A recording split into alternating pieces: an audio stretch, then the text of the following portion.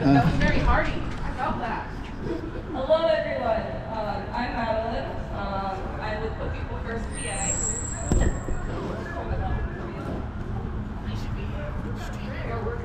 Let's get it. Dishmi, where's Dishmi? Oh, she's talking. Great.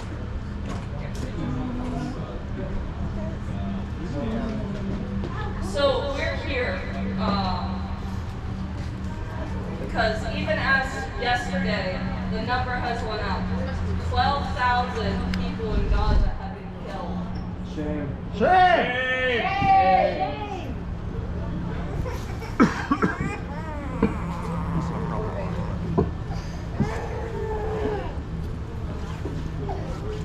But before we get into things today, I want to have a couple announcements. We have snacks and water, and we have masks. We are still in a pandemic, and this is getting to a season where COVID is getting to a peak, so please think of your health, think of the health of the person beside you if you would like to grab a mask. There's also some bracelets up here. Thank you. Well, I don't like how that I got. And we will be having a list of speakers, and after that list of speakers, we're going to be opening it up for everyone to come speak. Anyone who wants to speak, we just want to preface this with guidelines that this is an action against the genocide that is happening in Gaza with our tax dollars while we suffer at home. And we are here to stand against the decades-long war and occupation and genocide of the Palestinian people, and we ask that everyone's comments stay consistent with that. And we also recognize that being against Zionism is not about hating Jewish people. Jews, Christians, Muslims, atheists, and people from all different religions are coming together worldwide and here to stand up against apartheid, occupation, and genocide. So no anti-Semitic comments will be allowed.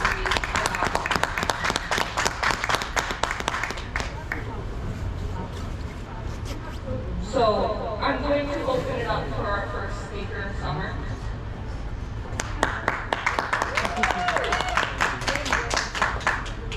Hello, my name is Summer.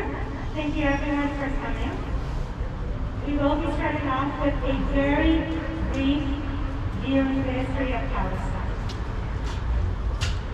Palestine is land held sacred among Christians, Muslims, and Jews, who have lived harmoniously with each other until Israel's violent establishment in 1947, where it forcefully drove out 750,000 Palestinians from their homes.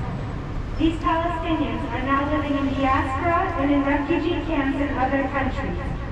Zionist forces have taken more than 78% of historic Palestine, ethnically cleansed and destroyed hundreds of villages and cities, and killed 15,000 Palestinians in a series of mass atrocities, including more than 70 massacres. Like the hundreds of thousands who were displaced beyond the borders of the new state, Israel prohibited internally displaced Palestinians from returning to their homes. Under the UN partition plan, Israel was allocated 55%. Today, it controls more than 85% of historic Palestine.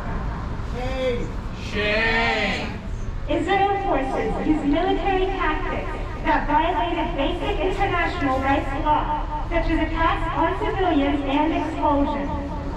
The more than 3 million Palestinians living in the occupied West Bank and East Jerusalem daily face home demolitions, arbitrary arrests, and displacement as Israel expands the 100-plus Jewish-only colonies and steals Palestinian land to do so. Palestinian movement is restricted by military checkpoints and the separation wall that has obstructed their ability to travel freely. The Gaza Strip, where over 2 million Palestinians live, has been under Israeli siege for more than a decade, whereby Israel controls the airspace, sea, and borders. The Strip has also witnessed 3 Israeli assaults that have made the area close to uninhabitable. Since 1948, about 1 million Palestinians have been taken hostage, imprisoned by Israel, according to the Palestinian Central Bureau of Statistics. Additionally, over 100,000 Palestinian homes have been demolished, and this is not including the Nakba or the Gaza wars. Now, during the recent tragic events, we have watched as Israel dropped over 25,000 tons of explosives, equivalent to 2 nuclear bombs, on the Gaza Strip, a strip of land only 25 miles long and 6 miles wide, and is home to over 2.2 million people. According to the World Health Organization, 36 health facilities, including 22 hospitals, have been bombed. 57 ambulances have been damaged, 45 completely destroyed. Israel's military has bombed 3 refugee camps in Gaza and 253 schools in total, 71 mosques and 3 churches, all of which were sheltering the over 1.5 million displaced Palestinians. Israel has violated 28 of the resolutions of the United Nations Security Council. 270,000 homes have been destroyed. Over 11,600 Palestinians have been murdered. Over 4,700 children killed, and 2,700 still lost under the rubble alone. That's comfortably more than 100 children killed every day on average. Gaza has tragically become a graveyard for children. As all borders are closed, this is the largest open-air prison that is being up until this very moment bombarded. In the West Bank, which is Palestinian territory in an area with no resistance, at least 185 Palestinians have also been killed, and 2,600 injured by Israeli army and settlers, who now have been given weapons and permission to carry out heinous hate crimes for Palestinians with no consequences. Shame! Shame! Food and water in Gaza is scarce. The healthcare system has collapsed. There is a complete lack of electricity, and nowhere in Gaza is safe. Over 850 families wiped completely from the civil registry. Gazans are undergoing catastrophic, unlawful, collective punishment. They are undergoing a genocide in plain daylight. A genocide our tax dollars are funding. You do not have to be Palestinian to care. You only have to be human. Yeah. Yes! We need to stand back and call for an immediate ceasefire to protect our humanity. Silence is not an option. No. Thank you.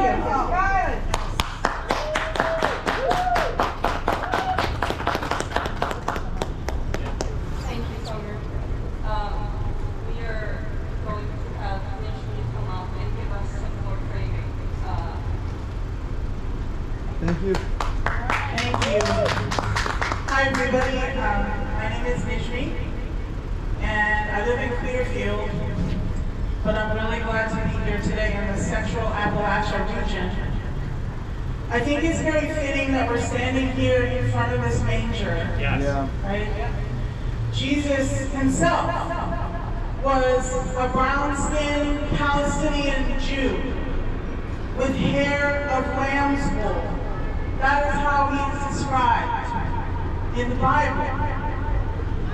The town of Bethlehem is in Palestine.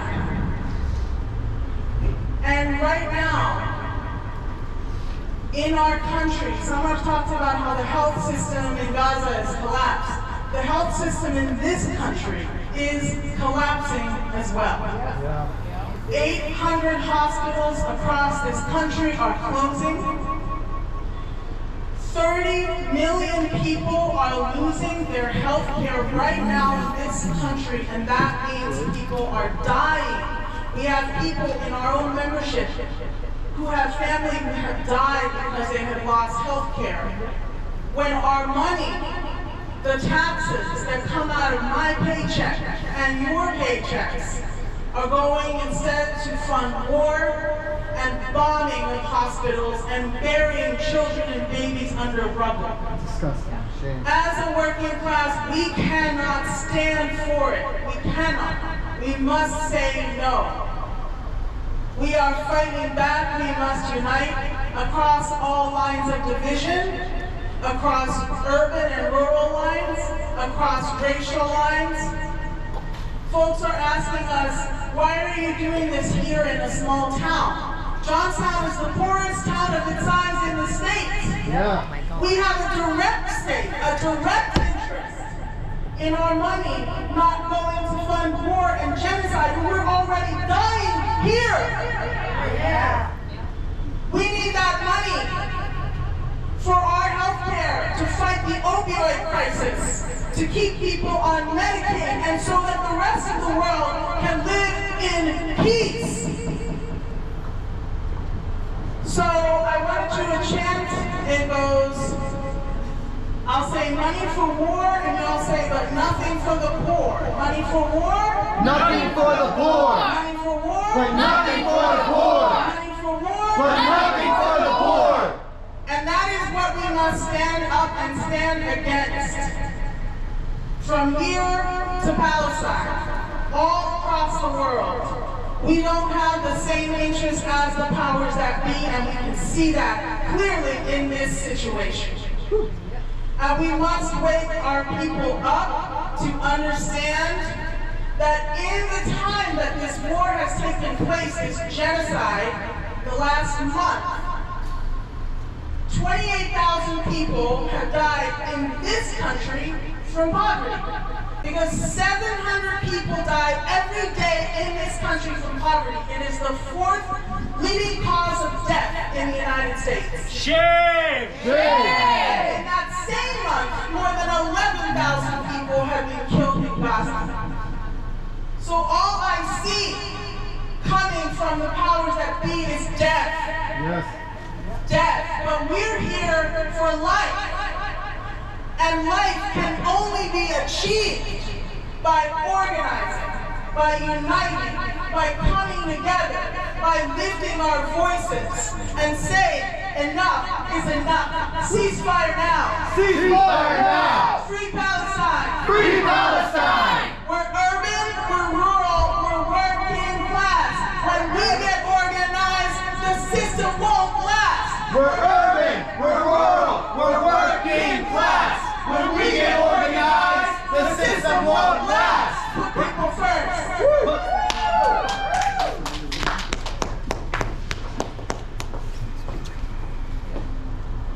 Sorry, I don't know your name. Hi everyone, my name is Idil Salome. I'm a Palestinian American.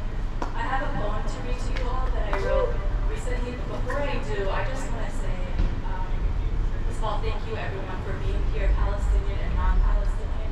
It really does mean a lot whenever, growing up in this country, we are constantly told as Palestinians that we don't exist. We are told we are Jordanian, that there is no such thing as Palestine, when our ancestry goes back 5,000 years before our father Abraham even existed. We had ties to that land as the original Canaanites. And so we have been indigenous to that land for far before there was even religion. So when we say this is not about religion, that's what we mean. And we also mean that because of religion, whether we're Jewish, whether we're Christian, whether we're Muslim, whether we're atheist, we are people, and our humanity is what binds us together, not any book. Because at the end of the day, being human is what, I guess, what I want to say is, if you're not following the teachings of any book, then you don't have a religion to begin with. So you can't be Jewish or Christian or Muslim and not follow the peacefulness that's in that book. And so I just want to say, it is about religion and it's not about religion. It's about religion if you fight for justice. But it's not about religion because it's not a Muslim cause. There are hundreds of thousands of Palestinians that are Christians. So much to the point that Christmas was canceled in Nazareth this year for the cause of the Palestinians. And so thank you all for being here. And I want to read a short piece.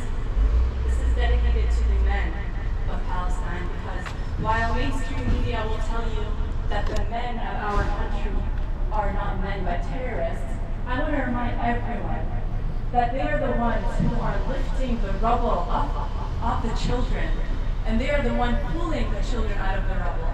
They are the ones constantly comforting the women and comforting the elderly, rubbing the feet of the elder women who can't walk, carrying them on their backs from northern Gaza to southern Gaza.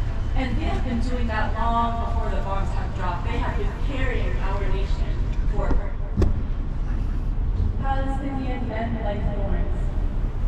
Call the rose beautiful, but vilify its thorns like you do Palestinian men. You call daisies weeds and pluck each petal, saying, he loves me not. Each daisy a Palestinian child at its yellow cord, like an umbilical cord. Each petal a mother, but not white. Translucent at best like the clouds. Prettier the farther they are from where you walk, you, the chosen ones. God loves only us. But roses are red with the blood of our martyred men, romantic like their wish. And if you called a daisy's petals white, you would have to water it as you do flowers, or bury it as you do seeds, because only white flowers are native. So you pluck them instead, saying, he wants peace, he wants it not. You mow the lawn every few years, 2008, 2009, 12, 14, 21, 22, it's 2023, Gaza is still green. All these weeds, why can't the Palestinian just die? Indeed. Do you love her to death, you ask the Palestinian man, as you pluck his daughter from her mother's arms. He loves her not. 20,000 tonnage of bombs should be enough to deflower a nation. Gaza's thorns are the most beautiful, thicker than concrete shards, lead the colonizer's finger when he tries to pluck our children from their mother's womb. Only God loves us. A boy bright like the sun, a daughter as beautiful as the moon. You're alive and as beautiful as the moon. The father thorn tells his blossoming weeds, and punctures through Israeli tanks.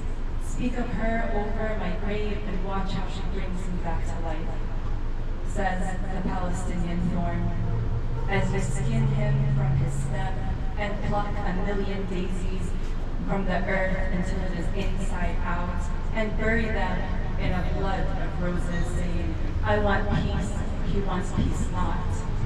God chose me, God chose me not. Thank you.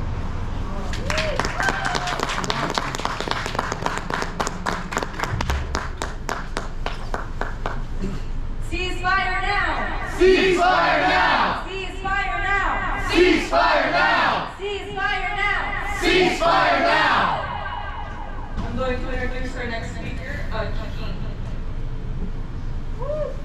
Kiki! Hello everyone. I'm Kiki, and right now, I've been at a loss for words. We are giving billions of dollars for genocide, to kill babies, to kill innocent men and women. And for what? To have nothing here. Billions and billions of dollars, which could be going to make our country a better place. Both Democrats and Republicans, conservatives and liberals agree it should be given to genocide. Stop the genocide. That's right. That's right. It's been going on for too long, all the wars, for nothing, to enrich but a small amount of people, to enrich a ruling class that doesn't give a damn about us.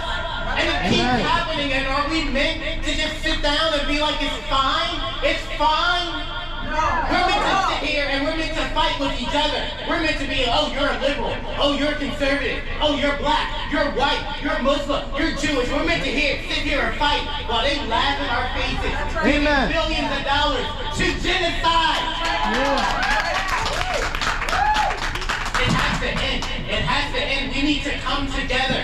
We We need to see that we are working class people and they don't stand for us. It doesn't matter where in the world we are. They don't stand for us. Amen. If you think that you're better than a person in Gaza, you are. They think of you, they think of us all the same. And we need to stand together. We need to stand against apartheid. We need to stand against genocide, because that's the only way we as Americans, as working class Americans, are going to get what we need here. Only way we're going to get the healthcare infrastructure we need. So much we need. Education. We need to rebuild this entire country. And these people, doesn't matter who they are, doesn't matter if they're from here, if they're John Fetterman, who will laugh in the face of his constituents. Amen. Actually, they're calling against genocide, saying, hey Fetterman, why don't you come here and help out people in Pennsylvania? But he only cares about what's happening in Congress. He only cares about his donors. And it doesn't matter if his donors are Republicans, it doesn't matter if they support Democrats. He is against us and he supports genocide. And we need to stand against it. We all need to stand against genocide.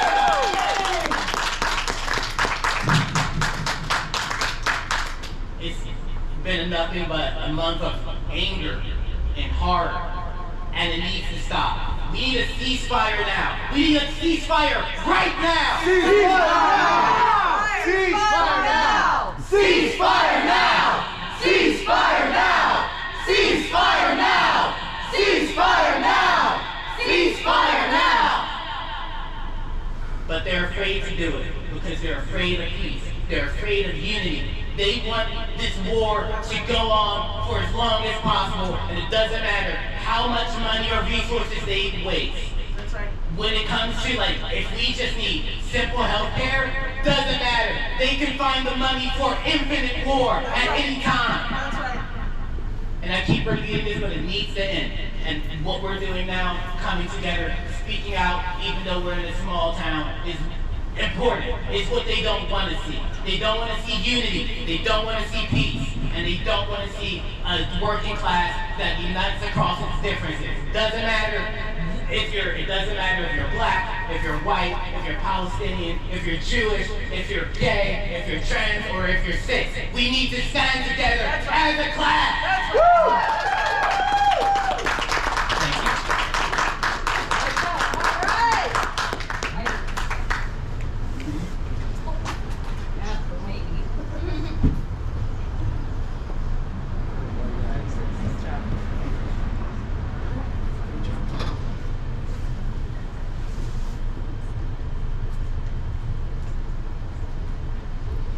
All right. Give it up again for Kiki. How amazing is that? So I'm going to read a poem that I wrote. It's called The Problem in America Today.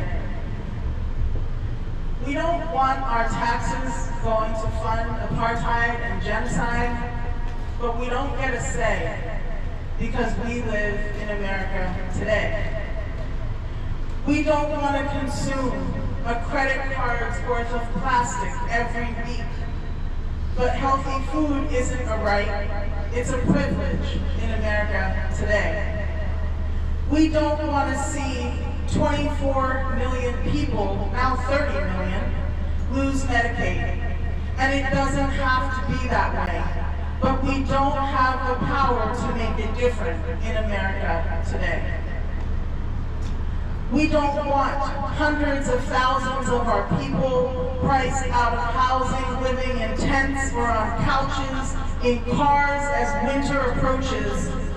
But the poor have no rights that the rich are bound to respect in America today. We don't want 750 military bases across 80 countries while we waste away. But it doesn't matter what we want, because global capital needs the might of the U.S. states. We don't want to believe that we're up against a real enemy, not playing. This isn't a game. If we truly want to stop the siege, we need a revolution in America today. You can continue on this dead-end hamster wheel, fighting the good fight, you say, or commit to uniting 140 million people with nothing to lose to break the power of the state? Which strategy will you choose in America today? Thank you.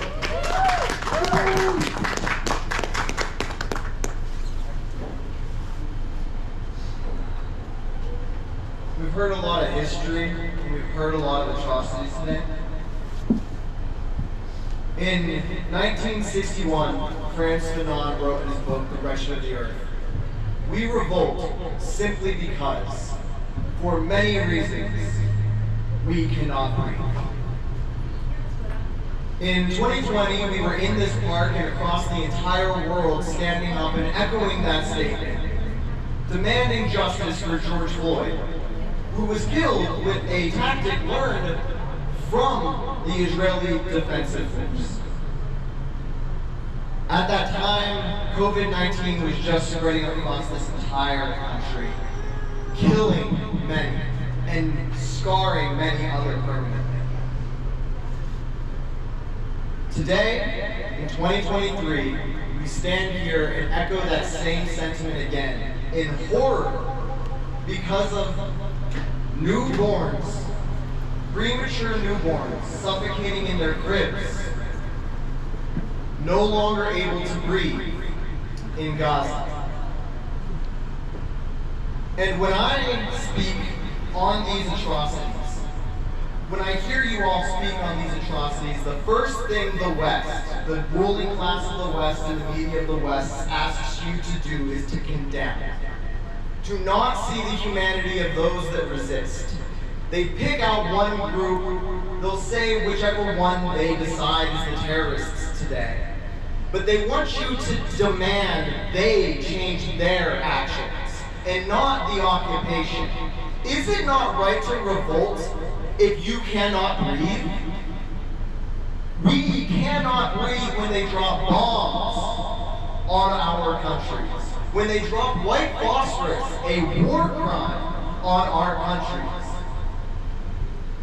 When they burn your land and they burn your olive trees that your family has been maintaining for generations into ash, you cannot breathe.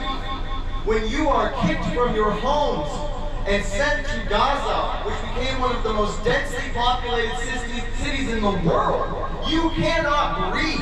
It is right to revolt if you cannot breathe. When you are in this open-air prison that they are still for 75 years keeping you in and refraining from letting you move out while they tell you you have to move out, you cannot breathe. And it is right to revolt when you cannot breathe. When we are in this country, a country that says we have the right to be armed so that we can resist, so that we can defend our families, so that we can resist tyranny, what greater tyranny is there than burning your fields and sending you to a city where you do not live? What greater tyranny is there than forcing you to live under occupation for your entire life? 75 years of occupation from a foreign power, that is tyranny. That is why we say we have the right to revolt, the right to be armed. What greater tyranny is there that in this country right now there is over 2/3 of the population that say they want a ceasefire, and still our ruling class has signed a blank check for the Israeli occupation? Shame! Shame! Is that not tyranny? Do we not currently live under tyranny? It's an oligarchy. So how can we say we have the right to rebel and then demand I condemn someone else when they express that right? I can't do that.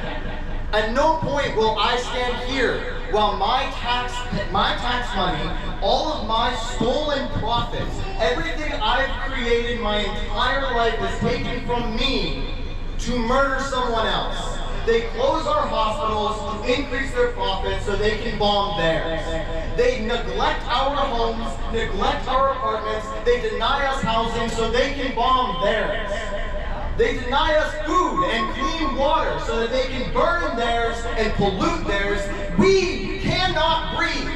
We revolt simply because, for so many reasons, we can no longer breathe. And Palestine revolts because, simply, for so many reasons, their premature newborns can no longer breathe. How am I to condemn anyone that would defend a baby?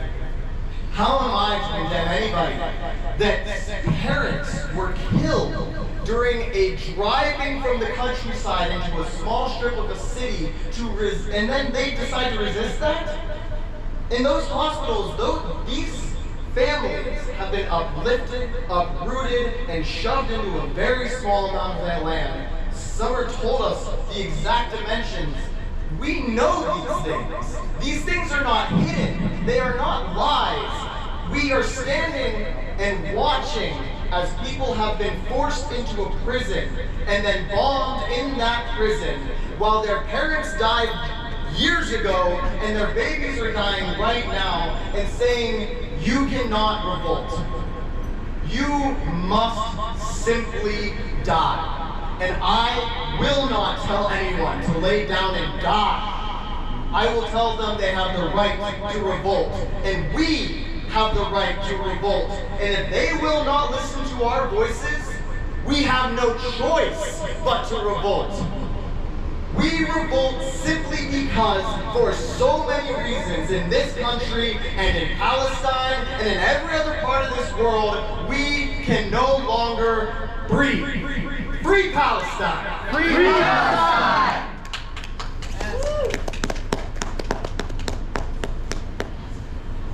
Hi, so I just want to add to that. That was very beautifully said. We have been chanting for 41 days now. Free Palestine from the river to the sea. From the river to the sea, Palestine will be free. That chant is 75 years old. Our ancestors, we have been saying that chant for years. And now, part of the Zionist propaganda is to say that it's a call for the Jewish genocide. When the people leading the chant, front and center, are Jews against apartheid. I have seen so many hundreds of Jews be arrested for a cause that's said to be anti-Semitic. That doesn't make any sense to me. All of my Jewish friends are front and line on the heart of every Palestinian liberation movement, saying, not in our name, ceasefire, free Palestine from the river to the sea. From the river to the sea, Palestine will be free. And this is all part of the Zionist propaganda. It's a propaganda machine that has been instilled in mainstream media. Whenever you see on mainstream media, do you condemn Hamas? Really what that's asking, and the reason why so many Palestinians did not condemn anything, is because really what that is, the framing of the terminology is, do you condemn resistance? Yes. Do you have a right to fight back?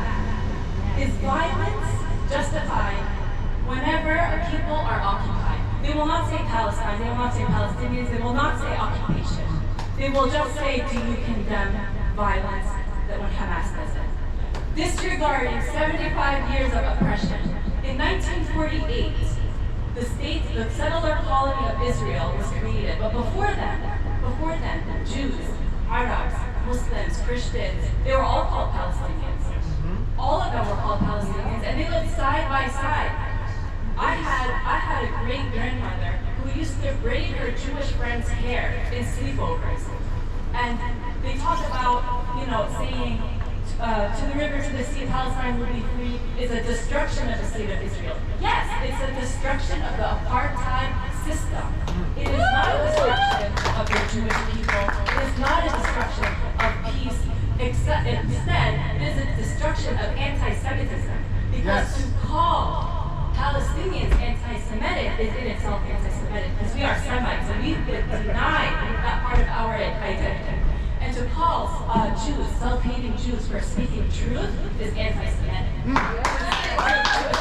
To say that anti-Zionism is the same as anti-Semitism is in itself anti-Semitism. Amen. And so whenever we say we want to dismantle the apartheid system, when we say we want to destruct Israel and rebuild it, replace the Israeli army with an army that is peaceful, that is actually an army that will only defend but not attack. I mean, the thing is, whenever we hear on mainstream media, Israel has a right to defend itself. Let's be real, countries, they don't have a right to defend themselves, people do. Whenever we say that Israel is a she, when we give it a pronoun, the reason they do that is they want to put in the back of our minds and our subconscious is that Israel is the same as Israelis, but it's not. Israel is a system of oppression that must be dismantled.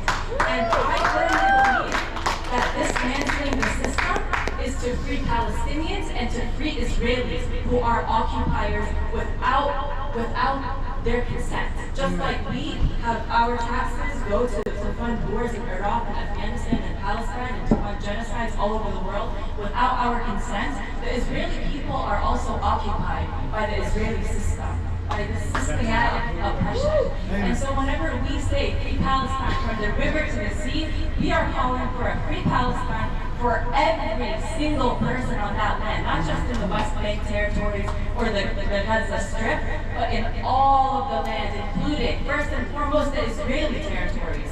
Because to free Palestine is to free everyone from a system of oppression that is making sure that none of us are free.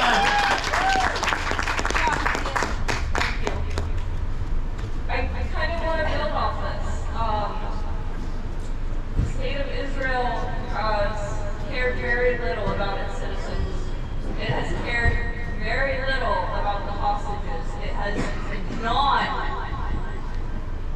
gone along with any of Hamas's deals to release the citizens, even when they have tried to release citizens who were too sick for them to care for as they are bombing their hospitals. They have just gone on bombing and destroying this place and killing those people. They have not been taking any care for the people that they say this is about.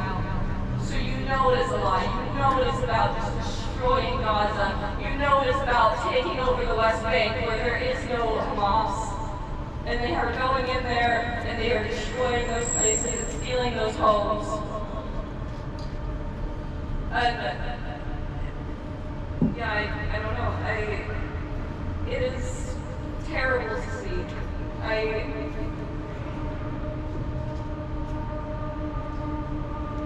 I'm very thankful for those who are stating that this is not a religious issue as if we are against each other, but it is a religious issue as if we are with each other. To stand for justice that God wants us to stand for. Yes. At this time, we're going to be opening it up for any speakers who would like to come up and speak. I ask everyone to remember our guidelines once again. If you would like to come speak, please come up, and then afterwards we will have some closing statements, and we have some BDS flyers to talk about boycotts. So now is the time to come up and speak, give a poem or thoughts.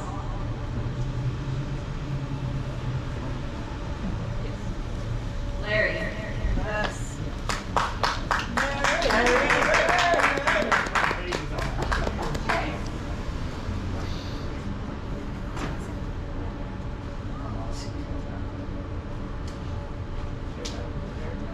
Shut it down for Palestine. You okay with that? Yeah, I can't. I don't have the capacity to hold and turn pages at the same time.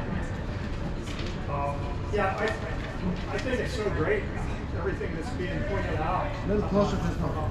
What the heck's going on, and how this struggle is a struggle of every working class and poor person in the world. We're always at the bottom of the heap and putting up with the mess and the attacks from the powers and the big money makers. But anyway, I just made some copies of some of the things that are going on around the country in regard to this. And the first one is there's a Mideast Research and Information Project, and it's Palestinian trade unions call for an end to arming Israel. And this was on October 16th of 23. It says on Monday, Palestinian trade unions released an urgent call for international trade unions to take action to halt arms to Israel. Another one is why we blockaded a factory shipping weapons to Israel. On Friday, November 10th, trade unionists and Palestine solidarity activists blockaded a British factory that provides components for military aircraft used in the bombardment of the Palestinians in Gaza. They wrote this in Jacobin magazine. Where was that? In Jacobin, Jacobin magazine. This also Barcelona dock workers refuse to deal with weapons shipments heading for Israel. And this was in struggle-law-org.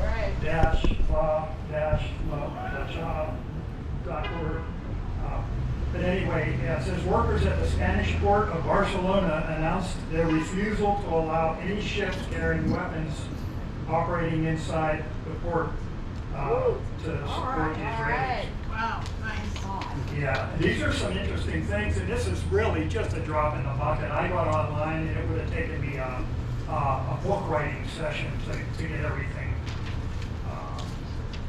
there. This is U.S. Jewish organizations that some of us that are here today were down in D.C. Protesting on the 5th, I think that was, of this month. And some of these Jewish organizations were there. If not now, and they have a statement that says, "No genocide in our name. Tell Biden and all our elected officials, ceasefire now."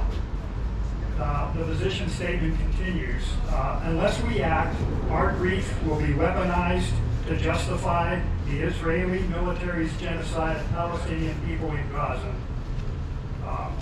Another one is the Jewish Voice for Peace, and an excerpt from their online statement, position statement, is genocide is not inevitable.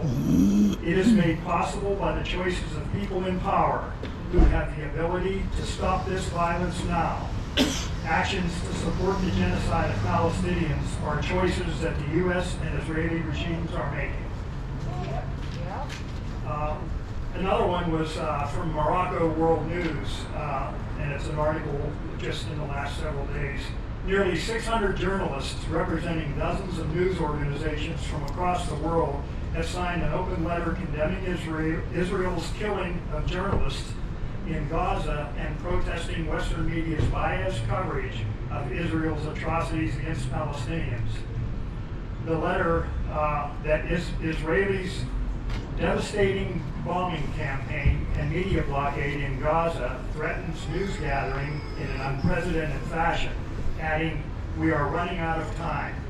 The statement underlined Israel's genocide in Gaza and the West Bank since the news cycle of violence began on October 7th, killing more than 10,000 individuals so far, including 35 journalists.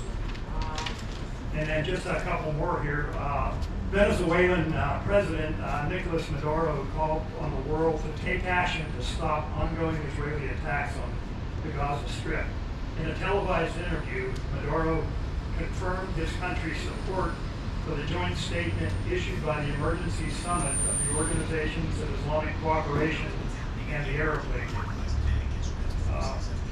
Another very interesting piece is that in the news just in the last week, more than 500 U.S. officials, and these are officials, staff people working in the offices of politicians and working in different federal agencies, signed a letter protesting Biden's Israeli policy. All right. The signers representing some 40, the signers of the paper representing some 40 government agencies reflecting growing internal dissent over the administration's support of Israel's military campaign in Gaza. And then another piece in Al Jazeera, the final piece here, is South Africa The world must urge Israel to stop crime against humanity in Gaza. Top diplomat Nalendi Pandor says she sees very clear similarities between Israel's occupation and the system of apartheid. Shame! Shame! Yeah, this is just a really, very scratching the surface of all the groups out there that are standing up and really taking a position on this. Thank you.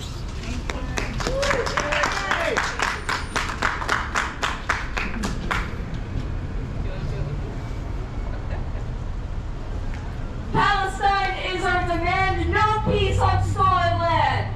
Palestine is our demand, no peace on stolen land. Palestine is our demand, no peace on stolen land. Would anyone else like to come up here? Paul?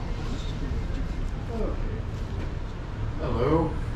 All right, I do have a story. Like 20 years ago, I was involved in all the protests against the Iraq War. I do have this story I'd like to share with you all.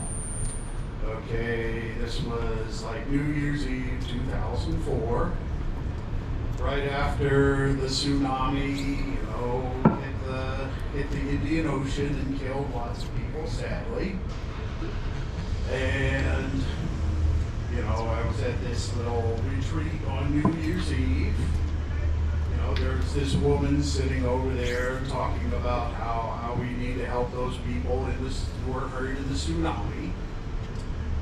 And then I pointed out to her, about 250,000 people died in a natural disaster.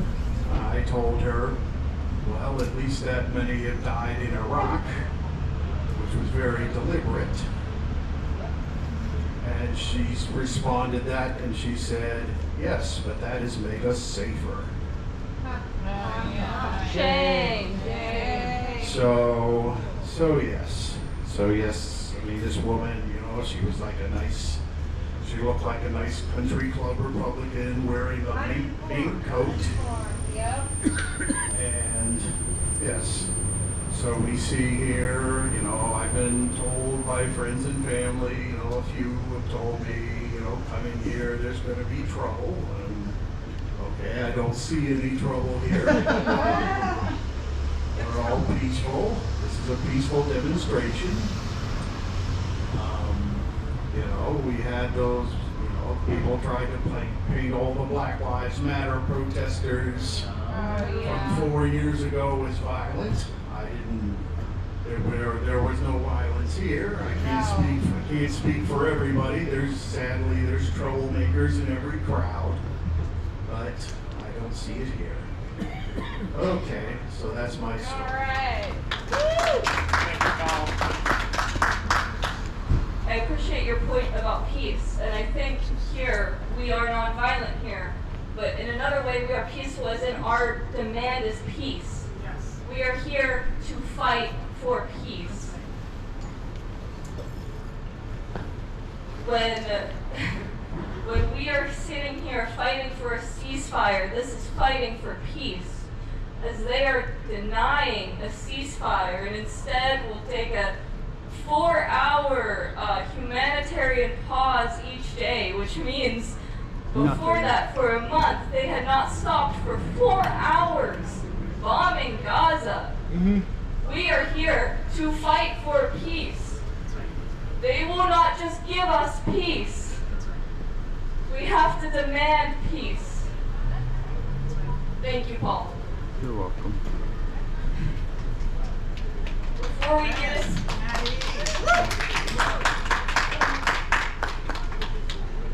we get into some of our closing statements and passing out some things for boycotts and also how to get involved with the Put People First,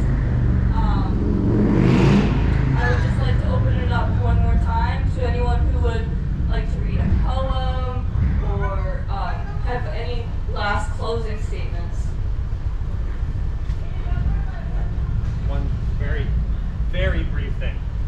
I am kind of reminded of something without too much explanation, we use a term called Mystica. It's borrowed from the Landless Workers Movement. It means the spirit of the struggle, for lack of a better. It's usually how we start our meetings. It's usually how we start a lot of things we do in the Put People First universe, for lack of a better. And one thing that I'm reminded of specifically here today is a speech that Ella Baker gave, I believe, in 1974 in Puerto Rico. And essentially, the speech boils down to you have to go out and you have to talk to your friends and your neighbors who think they're making it good, who think they're trying, and get them involved.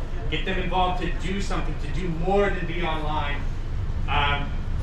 Because that's really, this is what it takes. You know, a nice gathering like this today is great, but it's not enough. And it's one last thing, it's not enough just to be angry. It's not enough just to be angry. We have to organize. Gotta be motivated.